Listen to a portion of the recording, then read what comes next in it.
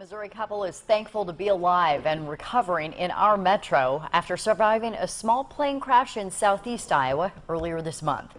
Craig Comstock remembers everything that happened on Sunday, July 9th, when his single-engine plane crashed shortly after taking off from the Corydon airport. As we took off, I got about 200 feet off the ground, and I realized that there was a problem. Craig, who's had his pilot's license for 15 years, had to think quick and remembered something he had read in aviation magazines. One of the best places in that scenario to set a plane down is in a grove of trees. So that's exactly what Craig did. About 30, 40 seconds out after I'd made that decision, I said a prayer. I said, "Dear Lord, please let Mary, my wife, walk away from this." And then I turned to Mary before impact and I said, "I'm sorry, sweetie." And then we hit the trees. Craig tells me, he says, "I'm really sorry, sweetie. Here comes the trees." And I personally thought, this is it. But it wasn't. Go through the trees, flap, flap, flap, all those, and then we stop, and I realized I was alive. You know, I had blood on my leg and my arm was messed up. Grateful to have survived the impact of the crash, Craig and Mary turned their attention to the next danger facing them. Then we smelled the fuel and we heard the fuel running out the wings. And that was a scary moment because then I thought, okay, great, we made it this far. Now we're going to burn up in this thing. She was able to get out to the ground, and we realized that there was fuel still flowing out of the broken wings onto the ground for quite some time, and I'm thinking, okay, Lord, this is it. I had resigned myself to the fact that I was going to burn up in a post-crash fire. But thanks to the help of first responders and doctors, divine intervention, a new chapter is just beginning for Craig and Mary Comstock. I told the surgeons here at the hospital that fixed me back up, I said, "You guys are wonderful at putting back together things that you can see, but I'm here to tell you the creator of the universe worked behind the scenes putting together things that you can't see."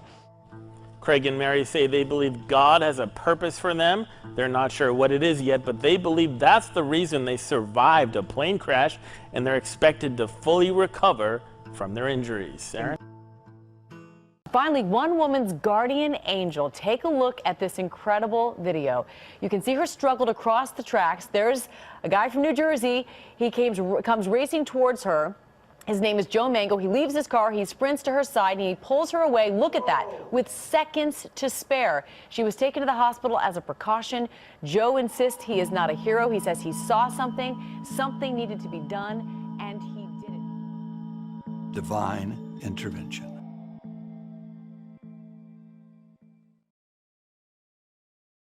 Began as a regular Uber pickup, wound up being a life-saving opportunity for the driver. Jen Holloway joins us now live from the Sunshine Skyway, where one man's quick thinking prevented a real tragedy. Jen?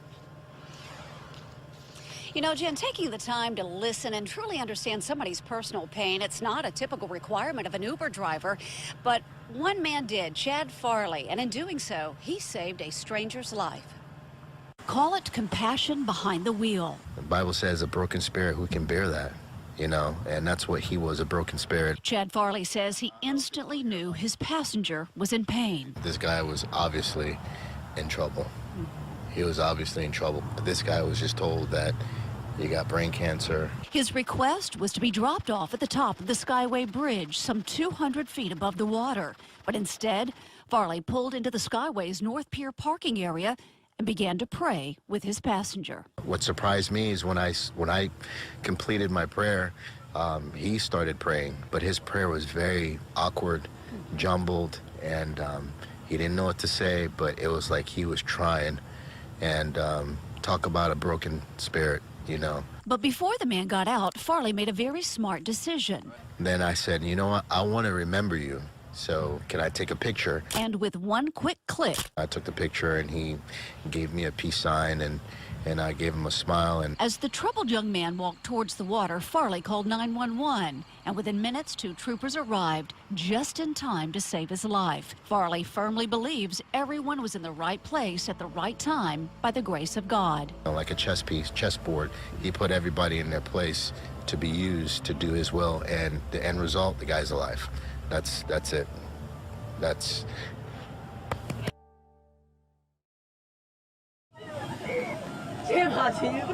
This video shows 8-year-old Ryan Kim playing in the water on a beach in Hawaii.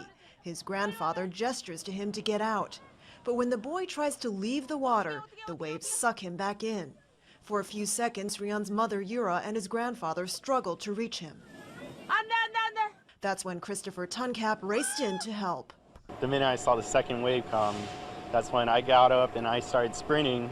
Tuncap says lifeguards had already left Sunset Beach, a place known for its big wave surfing during the winter. I dive in right when he disappeared, and I was just so scared because I'm not only thinking about saving him, but what's going to happen if I get dragged in. Other bystanders join in, but struggle with the crashing waves and strong current. Finally, Ryan is carried to safety.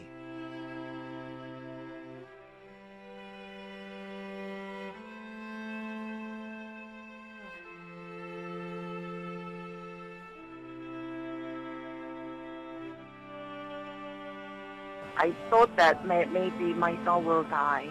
Everything turned to the white, and everything turned to like heaven.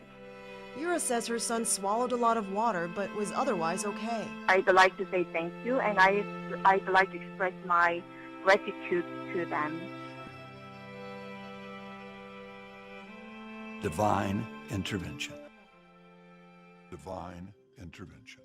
This is dash camera video from Ryan Ciampoli, a licensed EMT and volunteer firefighter for Crawford County. You can see he's driving down Highway 65 in Harrison when the back door of that bus flings open. Hanging onto it is a 4-year-old girl. She falls to the pavement and the bus continues to drive away. Ciampoli immediately jumped into action. Obviously you want to leave her laying there, you know, if she's not in danger, but we're in the middle of a state highway, so I couldn't leave her just laying there. Ciampoli says she was unconscious at first, but started to wake up when he approached her. He picked her up and carried her off the road, where they laid her on a truck bed in a nearby parking lot and got to work keeping her conscious and checking her vitals. Once the adrenaline and the shock kicked in her little body, she started kicking and screaming and, you know, where's my mommy and things like that. So stuff like that's really heartbreaking. It took about 5 minutes for paramedics to get to the scene and transport the child to the hospital. Her mother tells 4029 News she has a broken jaw and will need surgery, but is expected to be okay. Ciampoli was in the right place at the right time.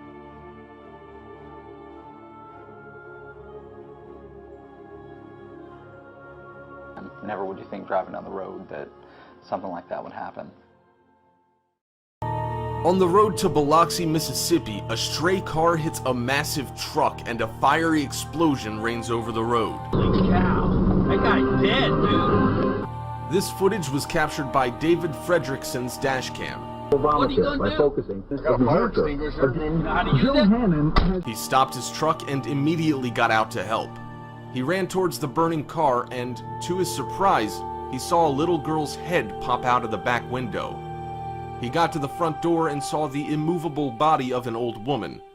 Somehow managing to open the door as others arrived, David and a group of Good Samaritans saved the little girl and presumably her grandmother.